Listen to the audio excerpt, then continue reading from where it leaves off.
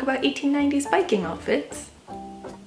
I don't think she's very interested, but maybe you all are, because today we're gonna talk a little bit more about me making a bit of the ensemble that I talked about in my 1890s athletic wear. In that video, I mentioned that it was my goal to hand knit all of the items, but I will say that I probably misspoke a little bit because I wanted to handcraft all the items from one particular pattern book, but the tam that we're talking about today is crocheted and not knit, but hopefully a different kind of fiber craft is still close enough to knitting that it'll be okay. I love looking at different reference images that I could find for women wearing tams for when they're outside and being active.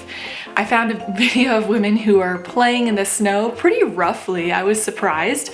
They're really tackling people, but it looks like a lot of fun. They're wearing amazing sweaters and of course some tams. And I found some sketches of women bicycling from the 1890s and early 1900s with tams on.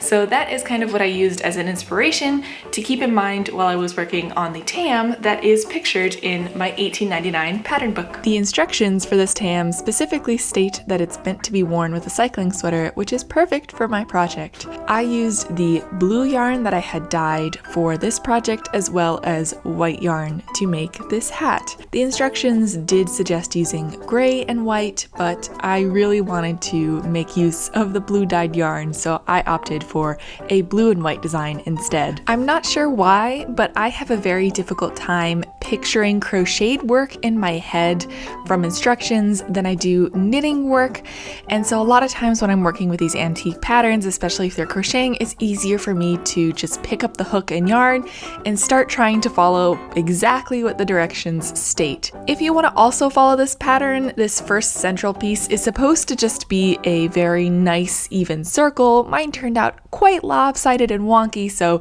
if you have a better method for creating a nice even circle, I would recommend following those instructions instead. If you want to try your hand at making this tam, I did scan in the appendix of this book where the pattern is and put it up on my website engineeringknits.com, available for free for download in PDF form. So if you do try this, please let me know. I really want to see the work that you all do as well.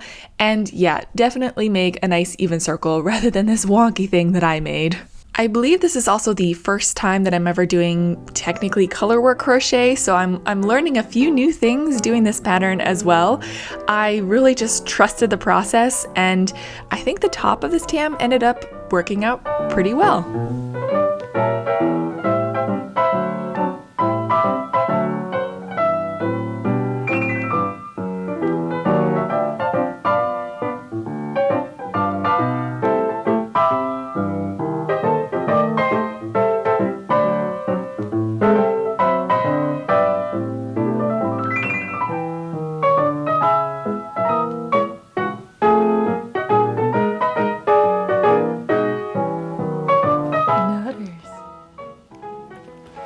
Oh, that's a good girl. Oh my gosh. Wow, are you an acrobat? You want me to join you? Okay, let me join you. Hold on.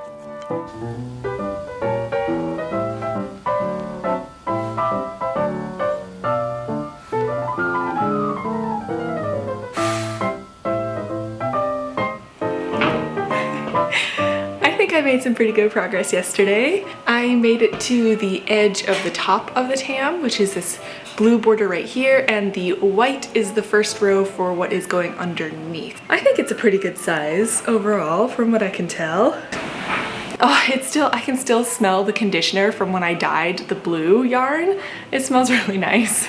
So today I'm going to be working on the underside of the tam, and we'll see if I get to the little bit that kind of is supposed to sit on your head and keep it sort of secure. Day 2. Here we go. Oh, we are on day 3 of this project. I was trying to look at what I had filmed yesterday, and I think something went wrong with the memory card. So if I wasn't able to recover it, then unfortunately you're gonna have to just sit through my summary of what I worked on yesterday. The last thing that you'll have seen was me finishing the top portion of this tam and then starting to work on the edge and the under portion. Oh! Yeah, oh, yeah. I forgot a part of her breakfast. That's why she's trying to let me know that I forgot. Okay, she should be good now.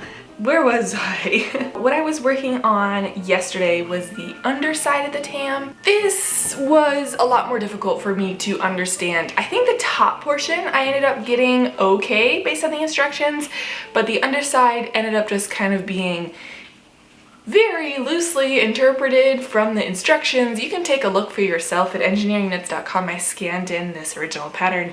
I was very confused.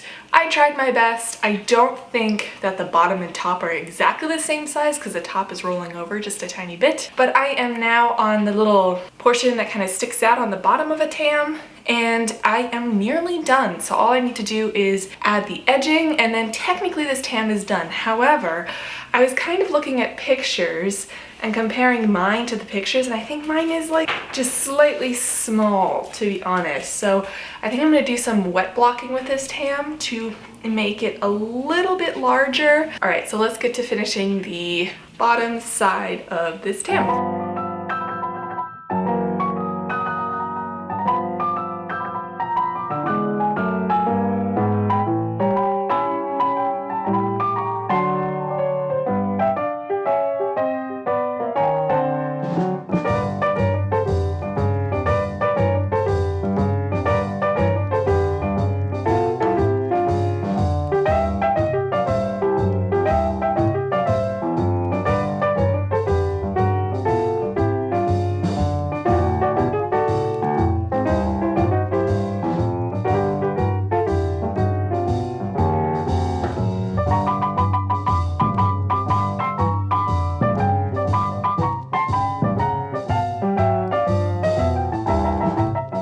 I really like this little picot edge. I think it's super cute. It kind of automatically wants to fold up. It still needs the tuft on the top.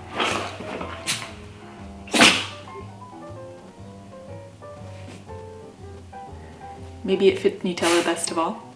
I'm gonna go block it and then try it on again when it's dry. All right, so I rinsed the tam in cool water, and now I pinned it out for blocking, making sure that the underside of the tam is kind of stretched to match the overside of the tam, and hopefully that'll kind of get rid of some of the weird warping that I was seeing on the edges.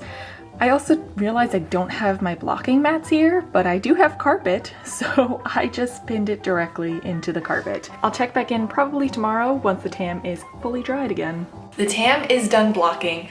I think the underside grew in size to match the overside a little bit better.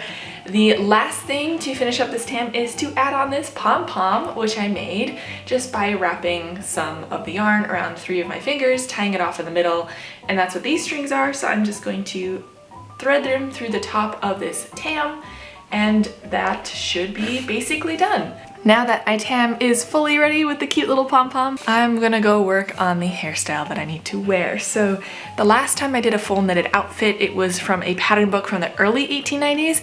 So I kind of styled my hair with the frizzy bangs in the front and kind of like a French twist in the back, because that was a really popular style of the time. The pattern book I'm working off this time though with this tam is published in 1899 when the Gibson girl look was already very popular. So I'm going to try my hand at like a Gibson girl up to. I apologize if it's just completely awful. I'm trying, and hopefully over the course of the next few weeks when I finish the rest of my outfit, I can improve. My hair's a little bit greasy. So one of the things that I saw was if you do a really high ponytail and then kind of smash it down and forward. Okay, that wasn't it. Smash it down. I don't really have the problem is I don't have like a hair rat or anything to help me with the volume in the front. I think that might be the best that we're gonna get.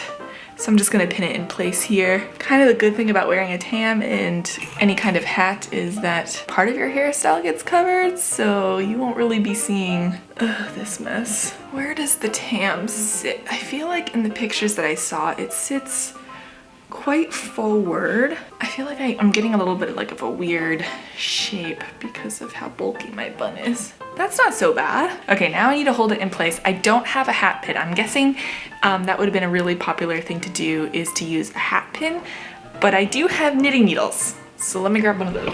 I'm back with a knitting needle. I feel like I need to figure out the height. I feel like it's a little too tall in the middle because of the bun, but let me see if I can get this hat pinned on. Oh, it's kind of hard to tell where the heck I am. This is kind of collapsing on me here. That might be okay. I mean, it's my first try.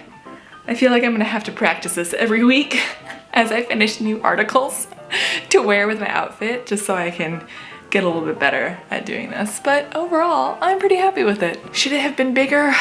Let me know, what do you think? I can still block it to be slightly bigger, but overall, I think it's really cute. Thank you so much for watching. If you're interested in seeing the rest of this project come together and me potentially biking in an 1890s Victorian outfit, then please feel free to subscribe, and I can't wait to see you all again very soon. Bye.